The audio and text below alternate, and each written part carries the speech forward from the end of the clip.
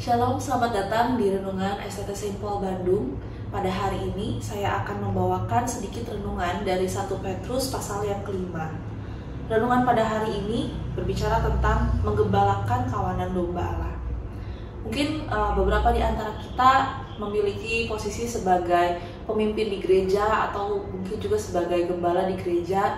Dan pasal ini adalah pasal yang sangat memberkati saya secara pribadi, karena di sini kita dinasihatkan kembali bagaimana kita bisa menjadi seorang pemimpin atau gembala yang baik untuk kawanan domba Allah.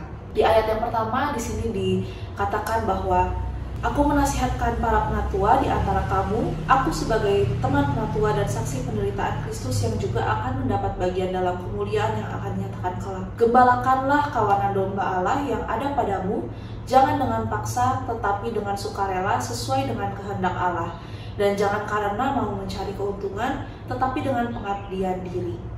Pada bagian pertama ini kita diingatkan kembali bahwa di saat kita menggembalakan kawanan domba Allah, kita harus memiliki hati yang tulus, yang ingin membimbing para domba secara tulus tanpa memaksa mereka atau memaksakan kehendak kita, sehingga kita hanya mencari keuntungan bagi diri kita sendiri dan bukan untuk para domba kita.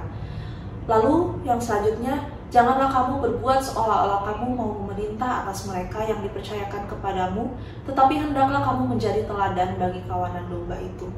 Menjadi teladan adalah suatu tanggung jawab yang cukup berat dijalankan, tetapi kita percaya bahwa dengan pimpinan Roh Kudus kita dimampukan untuk bisa menjadi teladan bagi kawanan domba yang kita atau saudara pimpin. Dan di saat Gembala Agung datang, kita sendiri yang akan menerima mahkota kemuliaan yang tidak dapat layu.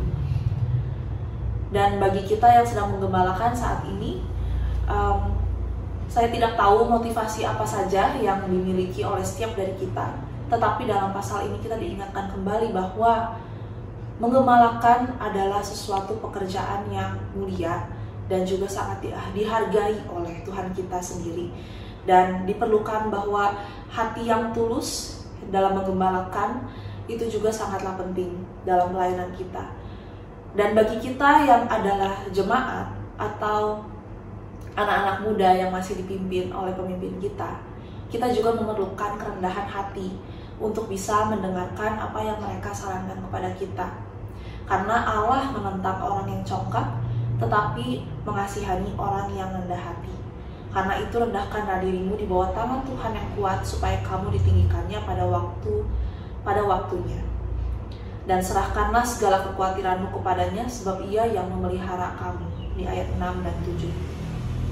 Jadi di sini kita melihat bahwa sebagai pemimpin kita perlu mengayomi juga domba-domba yang kita layani, tapi sebagai domba-domba juga kita perlu memiliki kerendahan hati di hadapan Tuhan.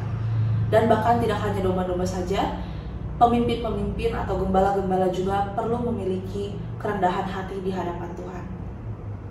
Dan biarlah renungan singkat ini bisa menjadi pengingat bagi kita semua, maupun kita gembala atau kita jemaat, kita perlu menjalankan keduanya itu dengan hati yang tulus dan juga dengan kerendahan hati.